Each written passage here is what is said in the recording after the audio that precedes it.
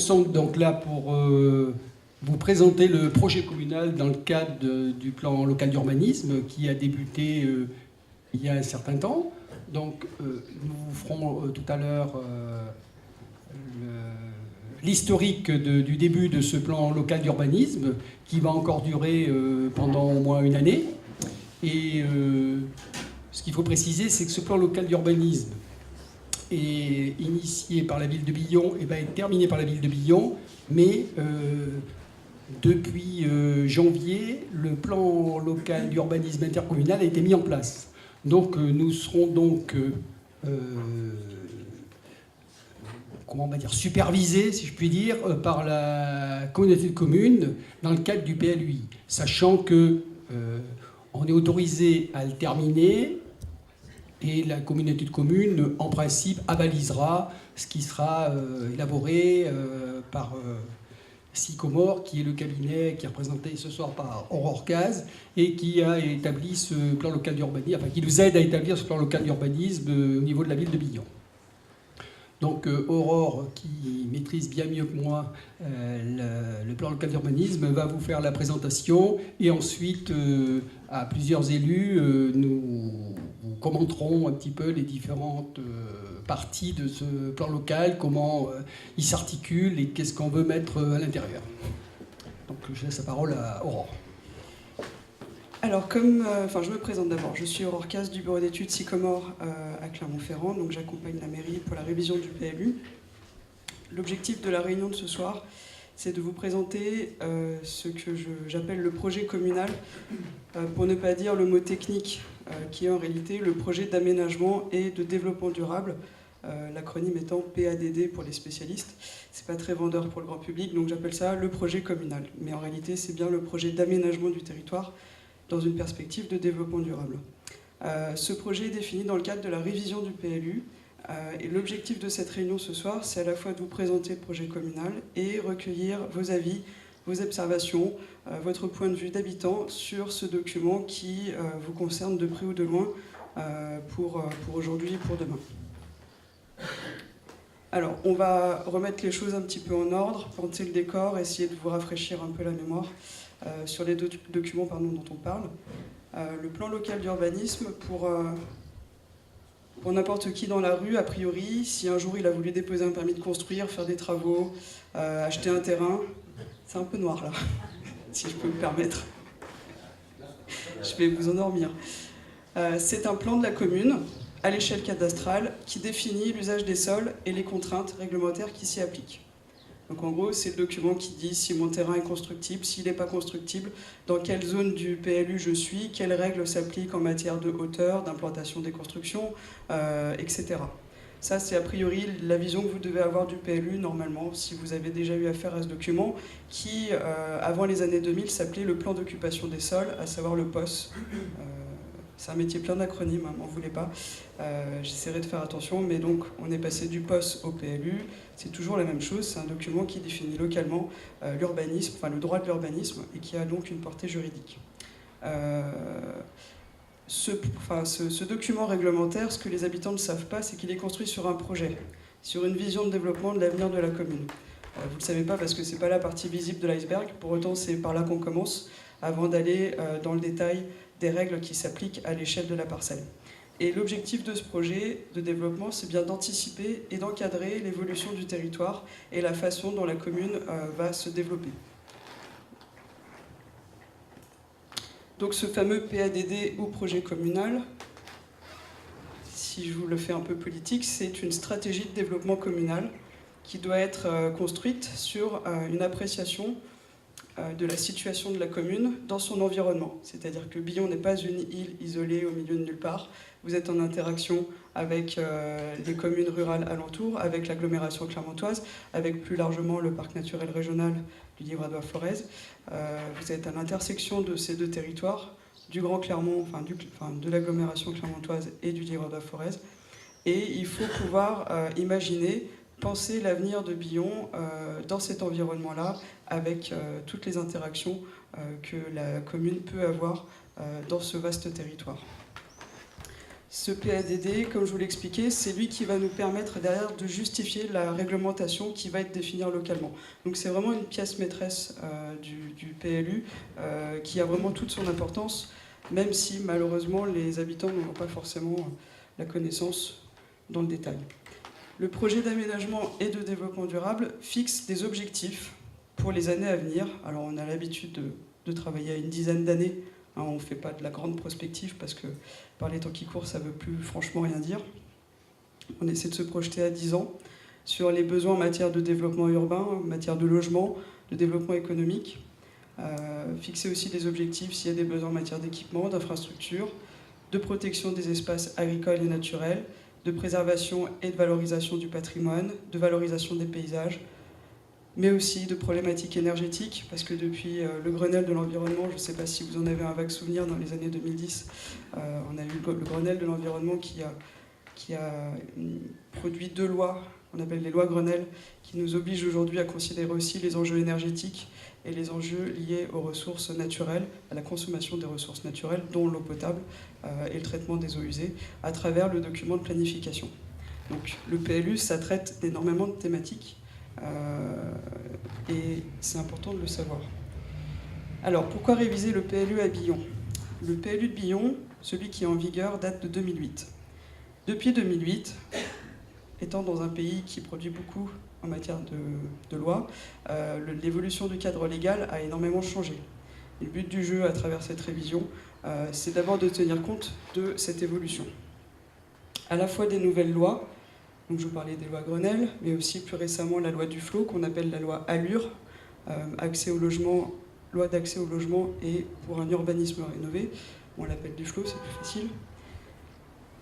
En dessous des lois, on a aussi tout un tas, entre guillemets, de documents de cadrage qui sont définis à des échelles plus vastes que la commune. Donc le Grand Clermont, je vous le présenterai tout à l'heure. Le parc naturel régional dit des choses qui impactent le PLU. La communauté de communes de Billon-Saint-Dié élabore aussi des documents qui ont un impact sur le plan local d'urbanisme, notamment et précisément à travers ce qui s'appelle le programme local de l'habitat, qui est un document qui, à l'échelle de la communauté de communes, fixe des objectifs en matière de production de logements, de diversification de l'offre de logements, de prise en compte des logements spécifiques, soit pour personnes âgées, soit pour personnes handicapées.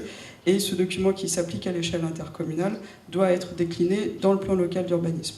Donc vous voyez, on a déjà tout un contexte qui a évolué depuis 2008 et qu'il faut intégrer. Au-delà de ça, il y a aussi l'histoire de la commune et le territoire en tant que tel. Depuis 2008, il s'est passé des choses et le projet communal a besoin d'être actualisé au regard de l'évolution du contexte et au regard des projets nouveaux en cours ou envisagés. C'est pour toutes ces raisons que la commune révise le plan local d'urbanisme. Alors, je vais vous rappeler les étapes parce que vous n'avez pas forcément idée de où on en est, combien de temps ça va mettre encore pour arriver jusqu'au bout. Donc je vais essayer de vous préciser tout ça. Grosso modo, il y a 2 grandes étapes dans l'élaboration d'un PLU.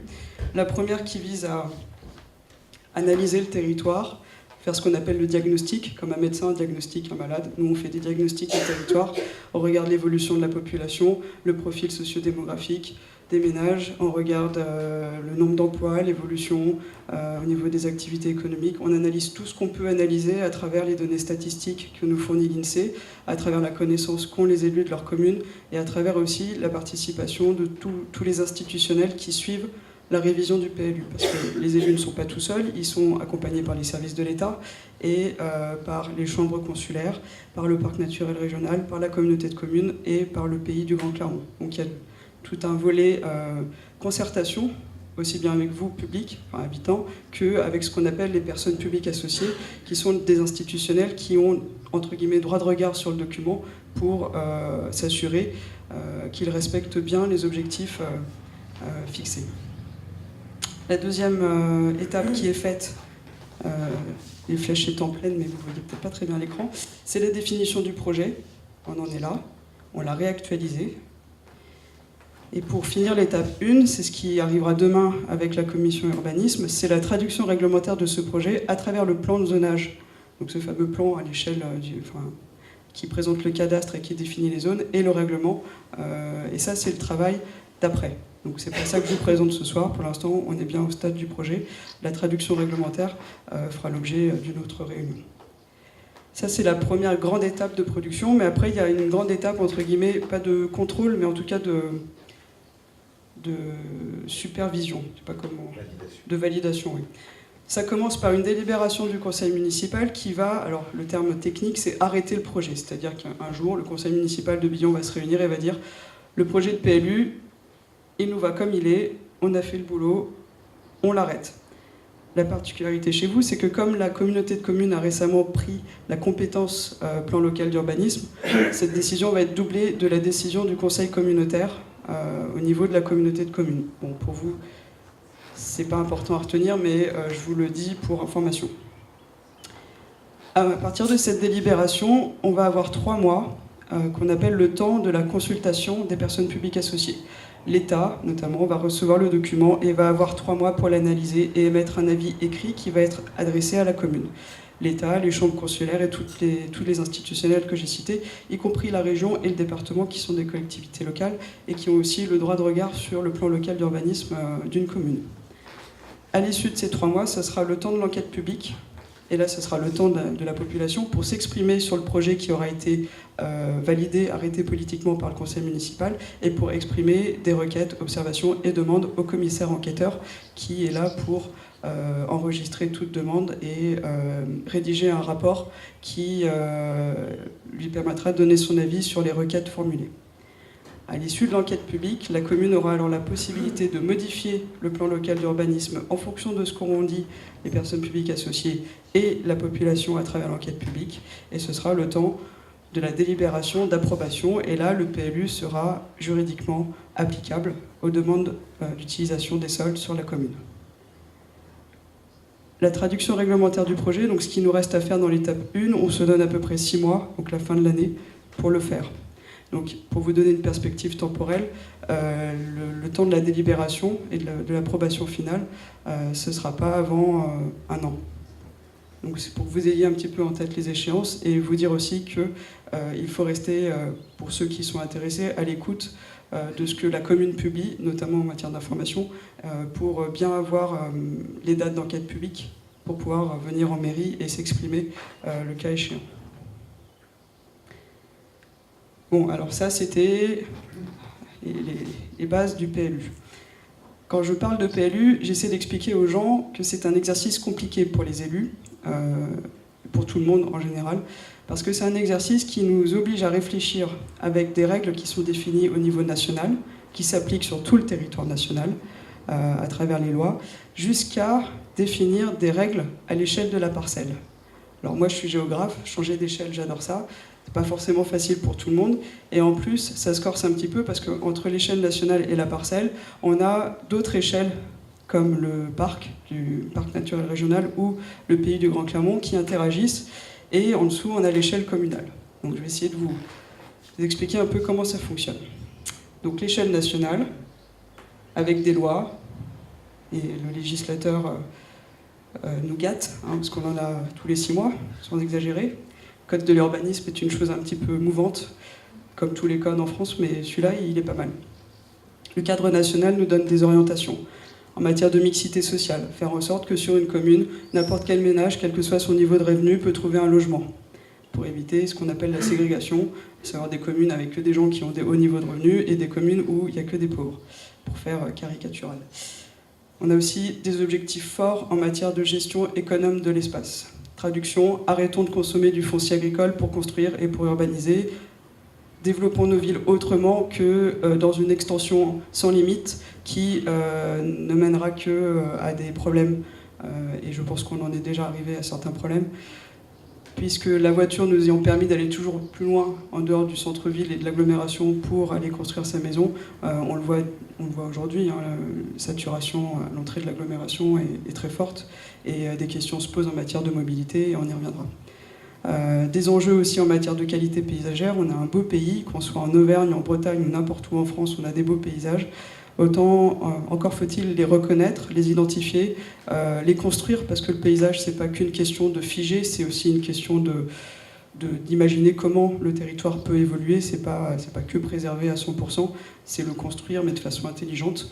Et puis on a des objectifs, je vous ai dit, en matière d'énergie et de réduction des gaz à effet de serre, et aussi des objectifs en matière de biodiversité. C'est un mot un peu nouveau dans le vocabulaire de l'urbaniste, mais grosso modo, on a longtemps protégé des espaces précis, parce qu'ils avaient un intérêt au niveau écologique, sans réfléchir aux connexions entre ces espaces. Et aujourd'hui, on essaie de réfléchir dans l'aménagement du territoire à comment relier des espaces de nature qui sont préservés par ce qu'on appelle des corridors écologiques, ou la trame verte et bleue. Je ne sais pas si c'est des mots qui vous parlent un petit peu. Et le PLU traite de ça aussi à travers son pouvoir juridique de définir là où on construit ou là où on ne construit pas. Et donc la biodiversité, ça fait partie des enjeux d'un PLU. Ça, c'est l'environnement national. Un petit mot sur les lois Grenelle, même si j'en ai déjà parlé. Elles datent de 2009 et de 2010. Je vais remettre une couche, mais la priorité des lois Grenelle, c'est de mieux gérer le sol et d'avoir une approche économe en consommation foncière par rapport au développement urbain. C'est aussi de réfléchir à comment on se déplace et comment on peut réduire l'usage de la voiture au quotidien. C'est aussi toute une approche sur la réduction des besoins en énergie.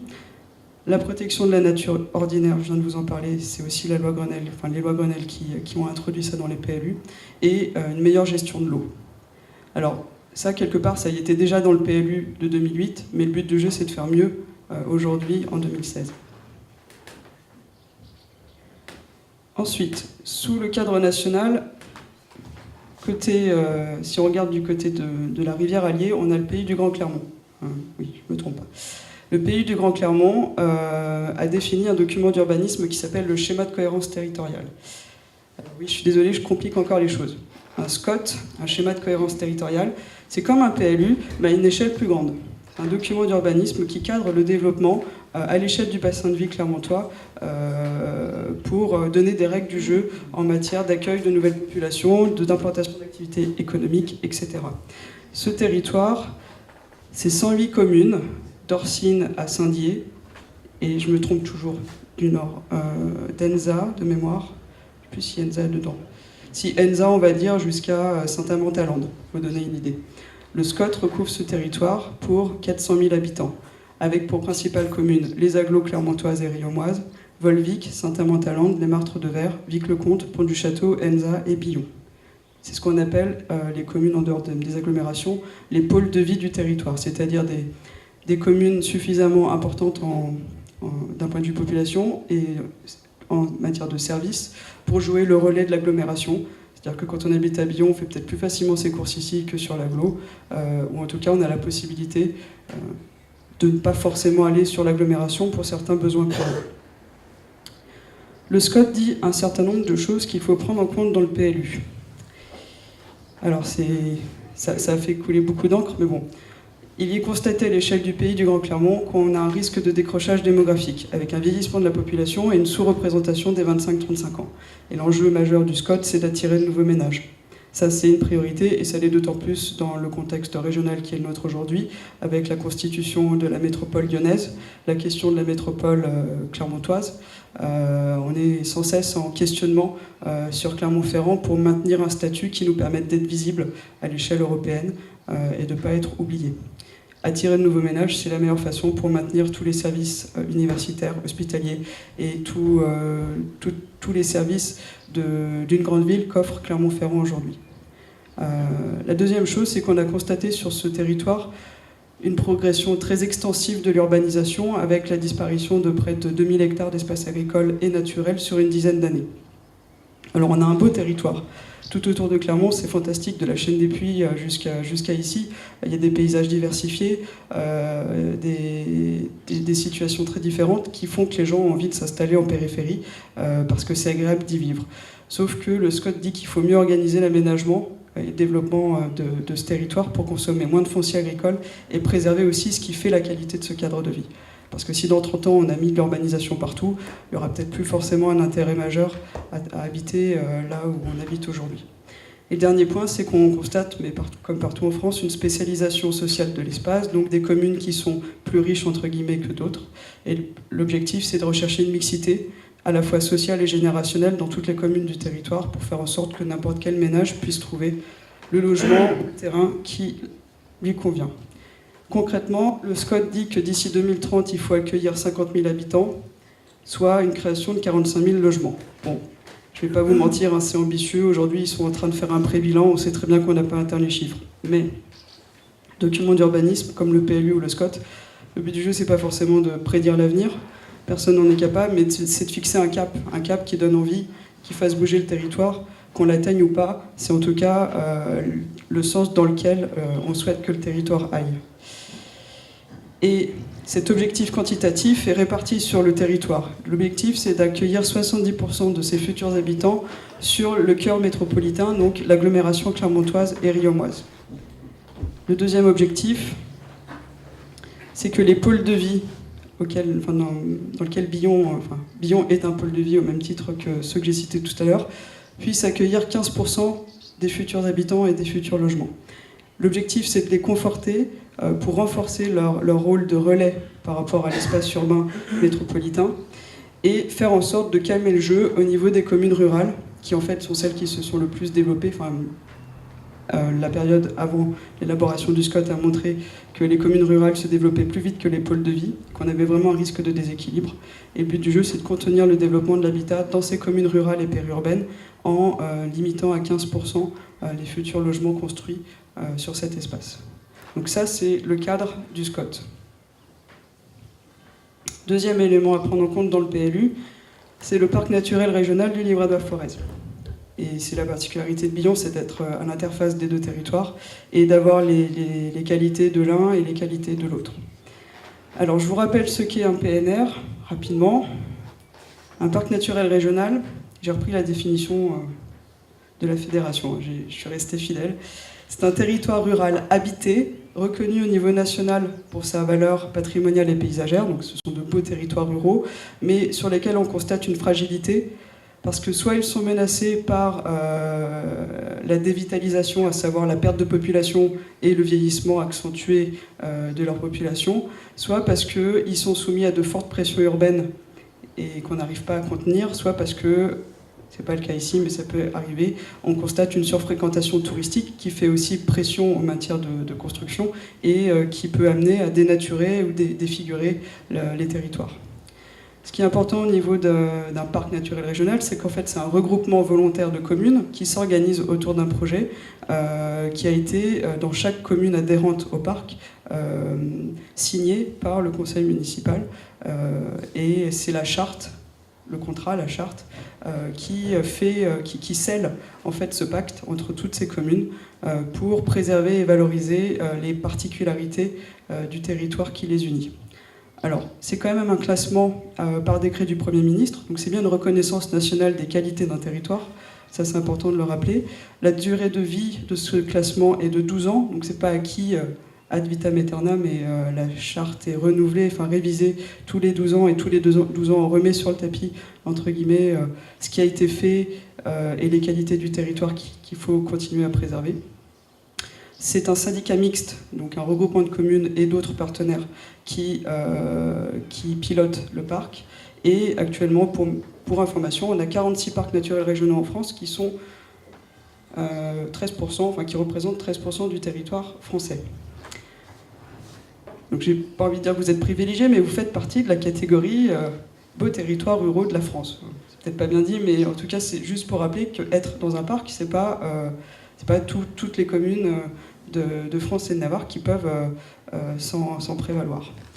Le PNR du Livradois-Forez a 30 ans, quand même. Créé le 4 février 86, j'ai appris ça tout à l'heure, j'étais très contente. 179 communes pour environ 110 000 habitants. Alors vous voyez, comparé au Grand Clermont qui est à 100 communes pour 400 000, on ne joue pas dans la même cour démographique. Pour autant, le parc donne un moyen d'existence à ces communes rurales qui ne veulent pas se faire oublier. Principales communes du parc, Thiers, Ambert, Courpierre et Billon, qui à elles seules représentent environ 30 000 habitants, soit le tiers de la population du parc naturel régional. Le parc a pour objectif de protéger le patrimoine par une gestion adaptée, notamment des milieux naturels et des paysages. de participer à l'aménagement du territoire. C'est pas que protéger et mettre sous cloche, c'est aussi développer le territoire, et c'est bien la marque de fabrique du parc naturel régional du Livradois-Forez qui s'est construit dans cet objectif premier. Ensuite, c'est contribuer au développement économique, social, culturel et à la qualité de vie. Donc à tout ce qui fait que la vie pour les habitants est agréable sur ce territoire. Informer le public sur toutes les missions qu'il concerne, aussi bien l'environnement que d'autres thématiques. Et réaliser des actions expérimentales ou innovantes dans le domaine de la recherche. Le slogan du parc, c'est « Inventons ici une autre vie » et ça fait partie de la philosophie des parcs que d'être novateur en matière de développement. Et vous allez me dire, mais pourquoi le PLU dans tout ça? Parce que le projet du parc se décline à travers un plan. Vous avez ici le zoom à l'échelle de la communauté de communes de Billon-Saint-Dié. Et ce plan dit des choses, notamment en matière de paysage, d'aménagement, de développement urbain, qu'il faut retraduire dans le plan local d'urbanisme. D'où la nécessité de tenir compte de ce document à travers le PLU. Alors, vous voyez, c'est quand même pas un exercice facile, parce qu'entre le cadre national, le Grand Clermont et le parc naturel régional du Livradois-Forez, la communauté de communes avec son programme local de l'habitat, que je ne remets pas à l'écran parce que j'ai pas assez de place sur ma diapo, on arrive enfin à la commune. Une équipe municipale, des envies, des projets, une vision et l'envie d'œuvrer pour le bien-être de la population, enfin des administrés. Et c'est là où le PLU entre en jeu, parce que le PLU c'est trois choses, c'est définir un projet, qu'est-ce qu'on veut faire, c'est l'organiser dans l'espace, où ça se passe, et c'est réglementer, c'est-à-dire comment on va réussir à mettre en œuvre ce projet. J'attire votre attention sur le fait que réglementer c'est pas suffisant. Le PLU c'est vraiment un document juridique, mais le projet communal qui vous est présenté ce soir ne se décline pas qu'à travers des mesures réglementaires. Il se déclinera aussi à travers les actions du conseil municipal et les actions d'autres acteurs comme la communauté de communes sur le territoire. Donc il faut bien garder en tête que si le projet communal, le PADD, est le socle et le fondement du PLU, qui réglemente, il est aussi le fondement d'une vision qui doit permettre aux élus d'agir demain pour le territoire communal à travers d'autres leviers d'action. Pour enfin arriver à ce qui vous intéresse certainement le plus, à savoir la parcelle. C'est ce petit bout de terrain, 4 traits sur un plan, un numéro et une réglementation qui s'applique et qui est, dont la définition relève du pouvoir du conseil municipal. Voilà l'exercice du PLU. Alors autant vous dire que en fait, j'ai tendance, c'est un peu caricatural, mais c'est un exercice où on a toutes les chances de se faire fusiller des deux côtés. Je vous explique. Soit on ne va pas assez loin pour les représentants de l'État dans la mise en œuvre des lois, et pour les représentants du parc, du Grand Clermont et autres acteurs qui participent à la révision. Soit on va trop loin pour les habitants, et forcément il y a des gens qui ne sont pas satisfaits du sort qui est réservé à leur terrain à travers une révision, et d'une certaine façon, on a peu de chances de satisfaire tout le monde. Ou autrement dit, on ne peut pas satisfaire tout le monde, donc on essaie de faire au mieux pour répondre à la fois aux injonctions nationales et pour prendre en compte des particularités locales. Et pour finir, avant de donner la parole aux élus, pour construire un PLU, il faut avoir une vision. Pour avoir une vision, il faut d'abord savoir d'où l'on part. Alors je vous fais ça très synthétique, mais j'ai essayé de me demander qu'est-ce qu'on pourrait dire de Billon à quelqu'un qui ne connaît pas Billon, en deux diapositives. Alors pour moi, Billon, c'est d'abord une position géographique, stratégique ou singulière entre l'agglomération clermontoise et le parc naturel régional. Et vous avez la chance de bénéficier de l'attractivité de Clermont, du pôle d'emploi que représente Clermont, des services, etc., qu'il y a sur l'agglomération, tout en bénéficiant du cadre de vie d'une commune labellisée parc naturel régional. Et ça, c'est pas la situation de toutes les communes du parc.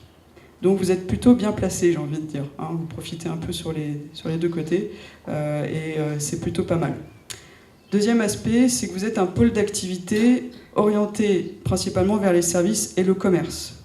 Pôle d'activité, pôle de services, qui rayonne à la fois sur le bassin de vie, qui correspond à la communauté de communes, et qui permet à tout un certain nombre de communes rurales d'avoir à proximité toutes les commodités sous le coude, y compris les plus éloignées de l'agglomération clermontoise, donc je pense notamment à Saint-Dié, Issertot ou Estandeuil, ou voilà, les communes les plus éloignées de l'agglo. Autre caractéristique, vous êtes une commune attractive.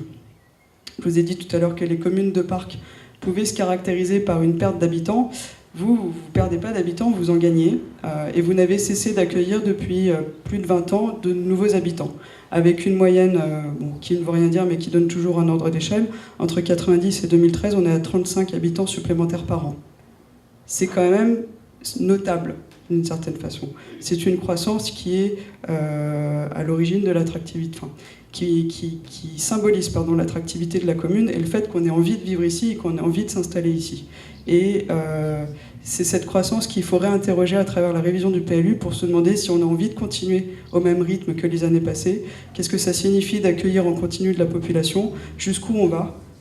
Est-ce qu'on peut grossir à l'infini? Bon, c'est des questions ouvertes, mais c'est pour vous donner un peu vous dresser le tableau des questions qui se sont posées avec la commission urbanisme et les élus. Autre constat, ah oui, vous accueillez des habitants et donc on constate une tendance à la périurbanisation. Alors vous allez me dire, on n'est pas encore une ville dortoir ou une cité dortoir, mais ce qu'on constate depuis plus de 10 ans, c'est que l'offre de logements nouvelles qui est produite sur le territoire est tournée à 100% vers de la maison individuelle, la plupart du temps en lotissement.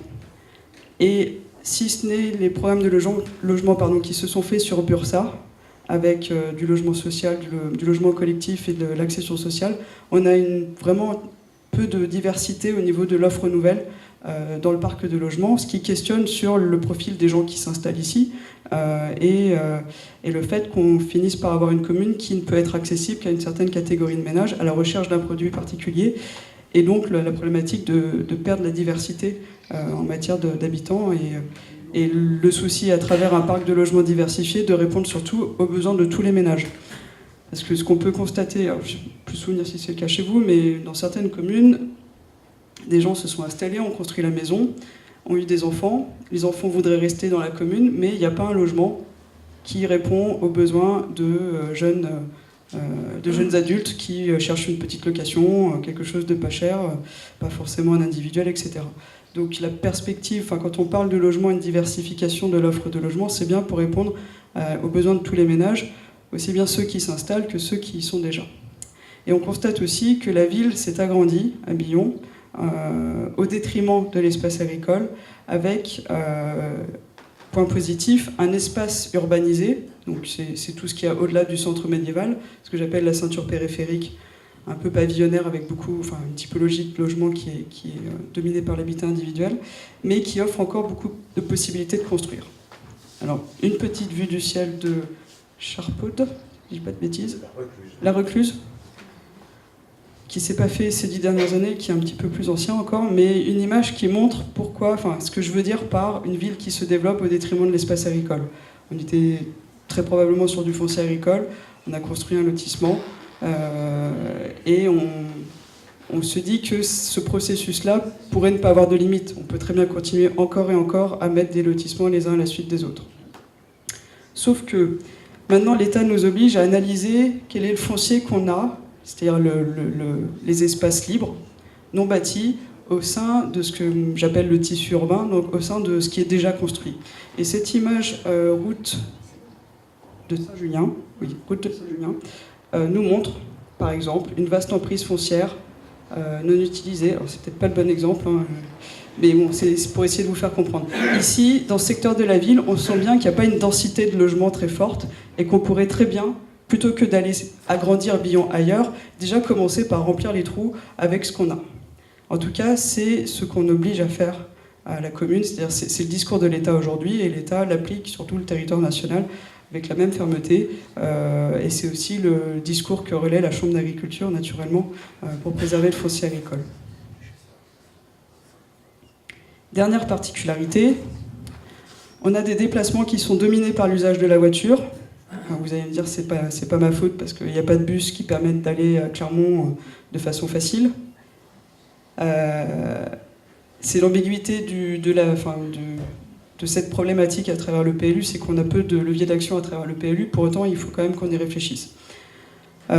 Si on n'a pas de levier d'action à l'échelle de Billon-Clermont, on peut avoir un levier d'action localement dans la ville. Et dans la ville, c'est bien pratique de pouvoir se garer partout, n'importe où, comme on veut, mais quand on est piéton, on a tendance à constater que la voiture est partout, qu'elle mange l'espace public, qu'elle déborde des rues, des ruelles, qu'elle étouffe la ville. Alors c'est vraiment un point de vue d'urbain, mais c'est un questionnement sur comment on peut mieux valoriser les espaces publics, mieux valoriser le centre-ville, en maintenant une accessibilité à l'automobile. Il ne s'agit pas de dire zéro voiture, ça n'a pas de sens, mais en tout cas en essayant de donner des règles du jeu qui permettent de partager l'espace. Et la voiture, que ce soit à Billon ou ailleurs, c'est un constat qu'on fait partout, et Clermont est bien placé. Clermont est un bel exemple. Il y a des rues où on ne peut même pas marcher. La voiture est garée, il reste 1 mètre, on ne passe pas avec une poussette, on ne passe pas avec un fauteuil. La voiture prend trop de place. Et il faut urgemment se rendre compte pour essayer d'agir et de faire des choses un peu intelligentes. Dernière caractéristique de Billon, c'est surtout un territoire à l'identité affirmée, alors un territoire à l'identité forte, à travers le patrimoine historique, patrimoine architectural et paysager, qui est reconnu nationalement, aussi bien à travers le label PNR, mais aussi avec le label Pays d'art et d'histoire. Vous avez un centre médiéval magnifique, qui fait vraiment tout l'intérêt de Billon et qui représente un potentiel pour donner envie à des visiteurs, à des touristes, de faire le déplacement parce que ça vaut le coup de se déplacer à Billon pour découvrir le patrimoine local. Voilà mon portrait de Billon. Alors c'est forcément pas parfait, j'ai oublié des choses, mais je pense que c'est les principales particularités qu'on peut mettre en avant sur les constats qu'on fait aujourd'hui. Maintenant, la question, c'est quel développement privilégier demain pour la commune? Qu'est-ce qu'il faut prendre en compte? Qu'est-ce qu'il faut anticiper? Quelles perspectives on se donne en matière d'accueil de population? Comment on change le mode de développement de la commune en arrêtant de s'étaler de façon indéfinie sur l'espace agricole? C'est toutes les questions qui se sont posées aux élus et qui vont vous présenter les défis pour le territoire et le projet communal.